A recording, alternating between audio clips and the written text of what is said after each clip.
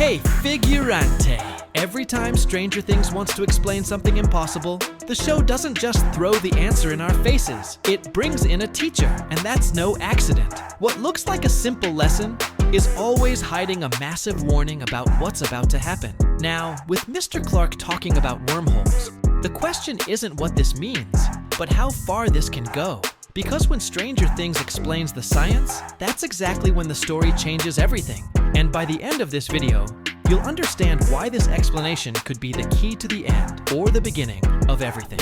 The teacher who explains the impossible. It's time to talk about something everyone notices, but pretends not to see. One of the most important concepts in Stranger Things, Season 5 once again, goes through him, Mr. Clarke. Every time he appears in the series, the same ritual happens. Things get strange, the Upside Down interferes, and the kids run straight to the teacher, because they know that's where the explanation that actually makes sense is. Mr. Clarke's role was never to fight monsters. His function is something else, and maybe even more important. Using science, simple hypotheses, and well-chosen comparisons, he takes absurdly complex theories and turns them into something understandable, both for the kids and for us watching.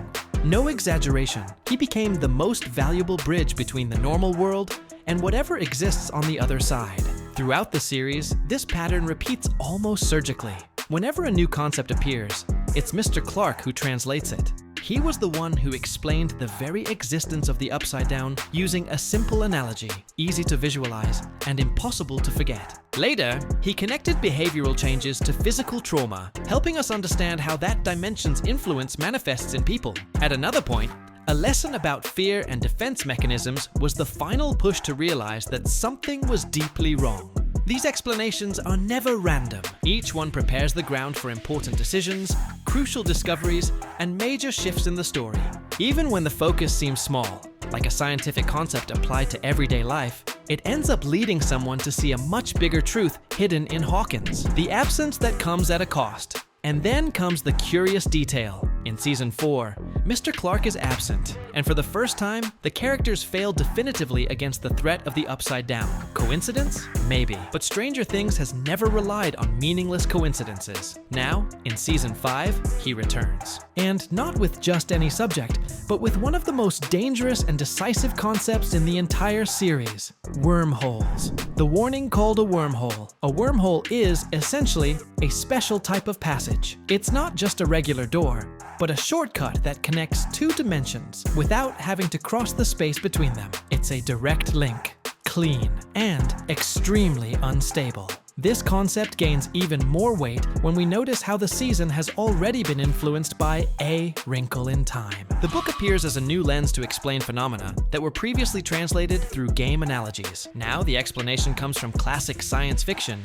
filled with ideas about dimensions, folds in space, and realities connected in ways that shouldn't exist. All of this points to one thing: Mr. Clarke's wormhole isn't just a lesson, it's a warning, a preview of what's coming. If Stranger Things has always used the teacher to prepare the audience for major revelations, then talking about wormholes now means the ending of the series will directly mess with how worlds connect, and possibly with the very idea of an ending as we know it. And when Mr. Clarke explains something, the show is basically saying, pay attention. What comes next changes everything. Do you believe the teacher is warning us about the future of Stranger Things? Then comment wormhole to show your opinion about this theory. The wormhole explanation follows the exact same logic as the famous flea on a rope analogy, just pushed to a much more dangerous level. Instead of talking only about 2 points separated by space, the idea now involves the very fabric of space and time. Normally, to go from point A to point B, anything, even the smallest insect, would have to travel the entire path. It takes time. It takes effort. But by creating a fold in that fabric, a kind of crease in reality, the journey stops existing. You simply cross the fold, and that's it. You arrive instantly, and these 2 points don't have to represent only different places. They can represent different times. One side could be our world, Hawkins as we know it. The other, an alternate dimension. Or something even more unsettling, a moment in the past tied to the origin of all this. The idea is simple, but the impact is massive. If you can fold space and time, you're not just crossing worlds, you're cheating the rules of reality, the Mind Flayer's plan. That's where the wormhole concept gains strength within Stranger Things. It stops being a theory and becomes a tool. If entities like Vecna or the Mind Flayer can use the power accumulated in the children, they can create exactly this kind of fold. An absolute shortcut between dimensions, or worse, between different points in time. That opens the door to something the series always avoided saying out loud, but now begins to face head-on: time travel, and not as something beautiful or heroic, but as the trigger for the greatest threat Hawkins has ever faced. Interestingly, back at the beginning of the series, Mr. Clarke himself makes it clear that interdimensional travel would be impossible for humans. The amount of energy required would be absurd, unreachable.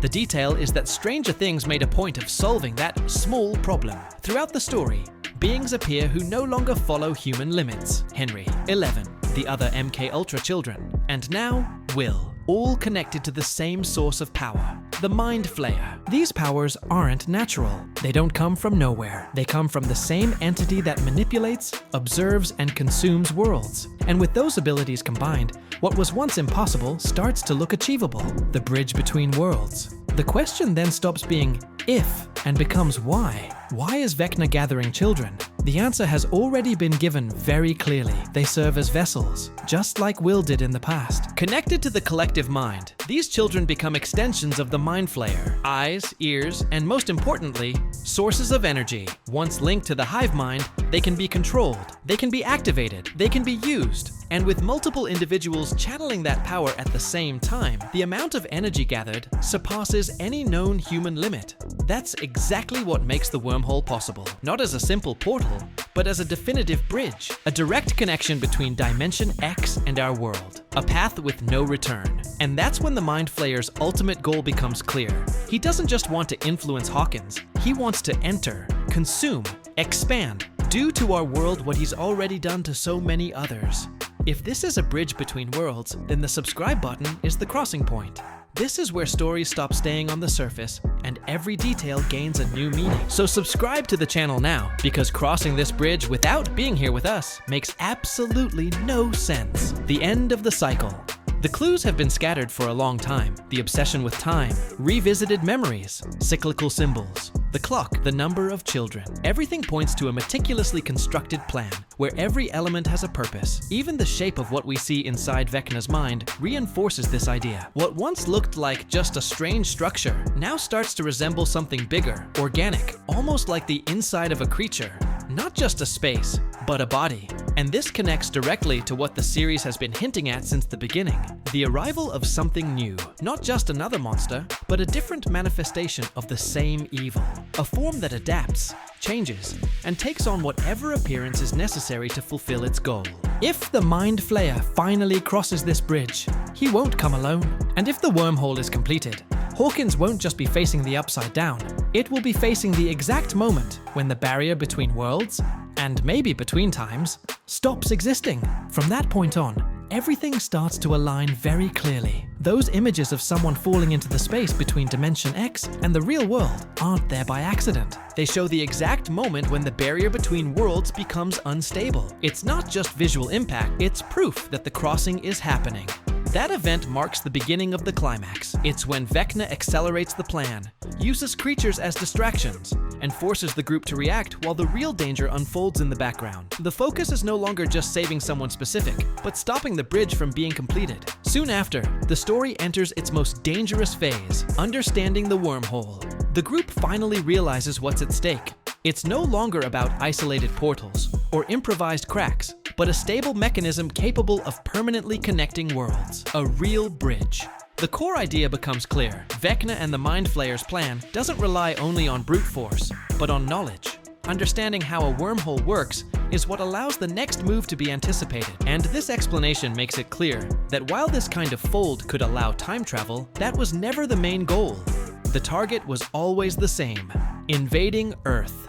If anyone has a personal interest in changing the past, that person is Henry. But here's the crucial point. Henry is no longer fully in control. What we call Vecna is, in large part, the Mind Flayer using Henry as a form, a face, and a tool. This becomes even clearer when we understand how that control works. Every death strengthens Henry, but also strengthens the entity inside him. The power grows, but the cost is the gradual loss of his own identity. The fight was never just against the outside world. It was always internal. There is, however, a clear weakness in this system. The Mind Flayer feeds on fear, and the only real counter to that is something it cannot consume: love. Henry had very little of it, almost none. Isolation, rejection, and loneliness created the perfect ground for him to be taken over. The only genuine connection he ever had was with someone who saw him as human, not as a threat, and that was never enough to save him on its own. Meanwhile, the Mind Flayer continues with the larger plan. By connecting multiple children to the hive mind, it no longer needs to rely on a single power source. It creates a network, a collective system, capable of generating the absurd amount of energy required to open a complete wormhole.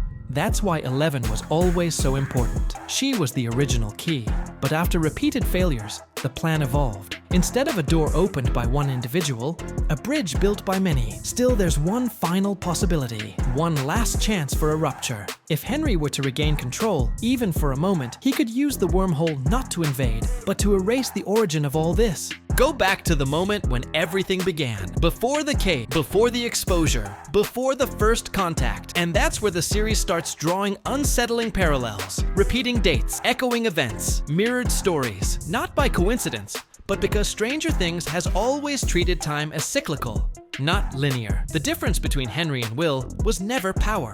It was love. Will had support, friendship, family.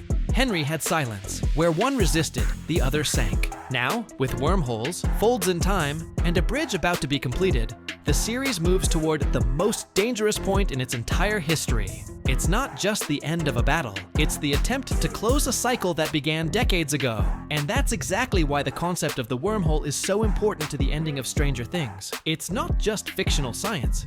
It's the key to understanding how everything can end, or begin again. Did you enjoy this video?